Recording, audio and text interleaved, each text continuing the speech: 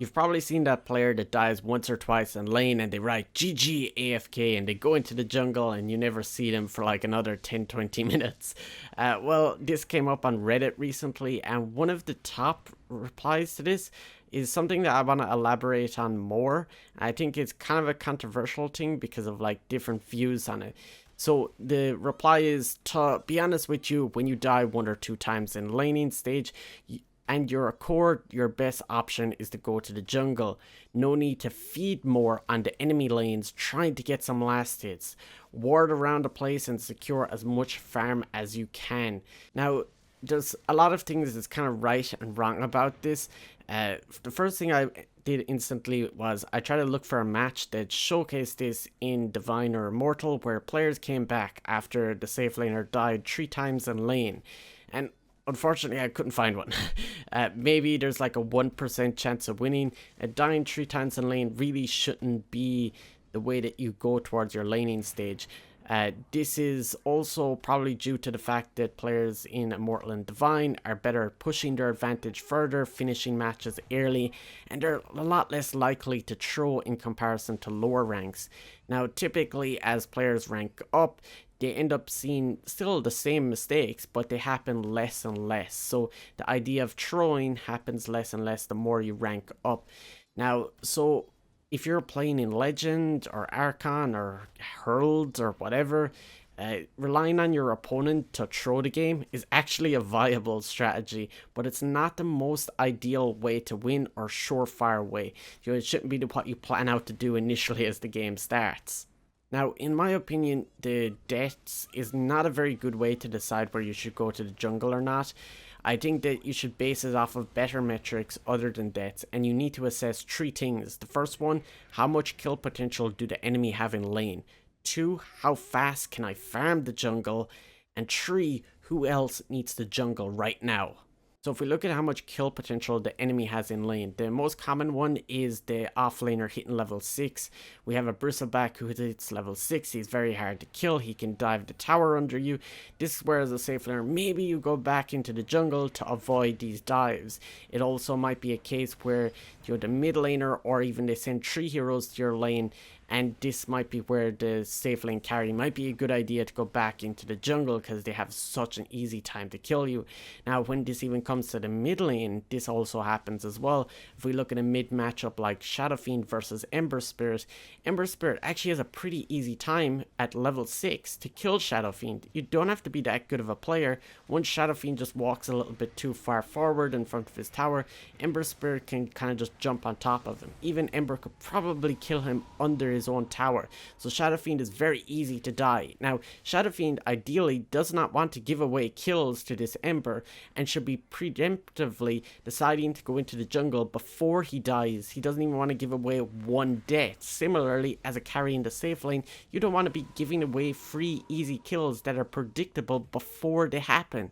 Now, another one as well, just to mention this on top of it, is when the supports hit level 6, you get stuff like the Tome of Knowledge at 10 minutes. You can see that 10-minute mark that supports might come running at you with level 6, so also take that into account.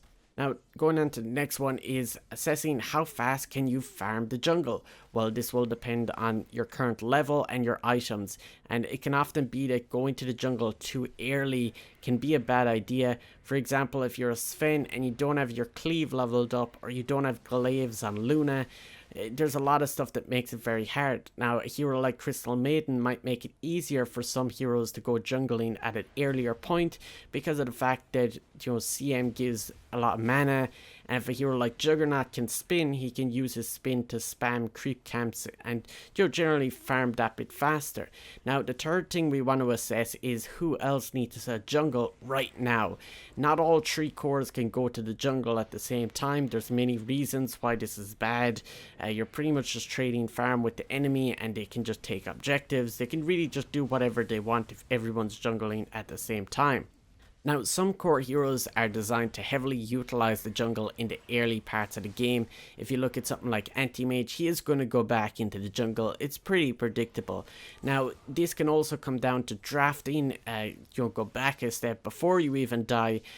You might not want to pick a hero that, if your lane doesn't go great, that you have to go back into the jungle, and picking something that's a lot more sustainable in lane, that doesn't have this inconsistency, something that's very reliable, that can make some space and allow those other heroes that are definitely going to go back into the jungle to get that farm. So, that can help you as well with your drafting as a core. So offlaners are a little bit different than safe laners, where you can die 3 times in lane and it's not as bad. Obviously, dying 3 times is a terrible scenario to be in, but typically offlaners are trying to get more experience and trying to hit that level 6, and you get a lot more experience in the lane as of right now. So 3 deaths shouldn't really be your reason to completely abandon your lane and AFK into the jungle. Now, let's forget about the offlaner for a minute and flip the switch on this. Imagine you're the safe laner, you're playing carry, and you're going to play this amazing game, but you go in, you die 2 times in the first 5 minutes. Doesn't look so good. You decide to go AFK jungling. Now, the enemy offlaner will be given free farm while you jungle. This will result in much bigger issues later in the match.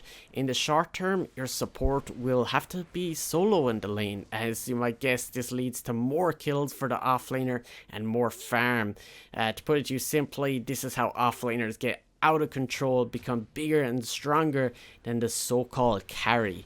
This trade-off sometimes can be a good idea if you know the enemy is going to throw, or the offlane hero pick is really bad. And by bad, I mean the hero struggles with taking objectives.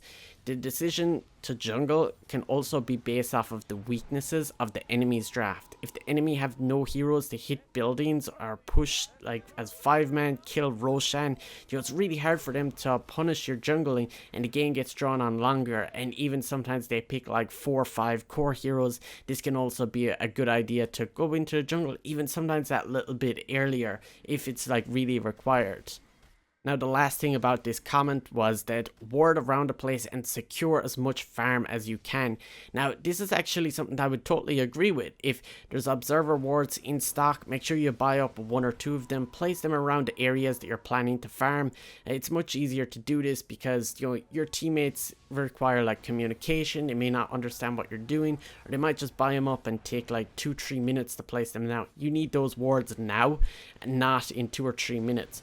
So if you're on the other end in your support, this is something that you need to not give up entirely on your carry. Even if they're super toxic or you think they're toxic for doing this, understand that you need to be the support. You need to place observer wards that will help their play improve, which they're not needing vision in the lane. They don't care about that. They care about vision in the jungle, where they're trying to secure that area of the map.